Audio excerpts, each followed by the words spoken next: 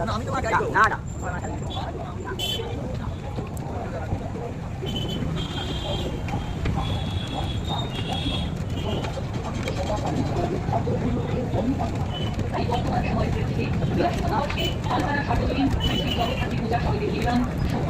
শক্তি আজ সময়ের দাবি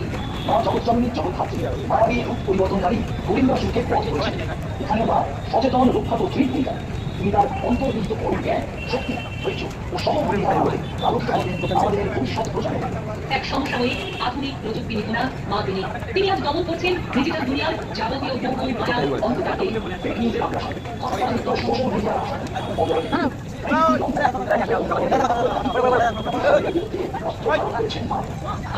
শক্তি মানে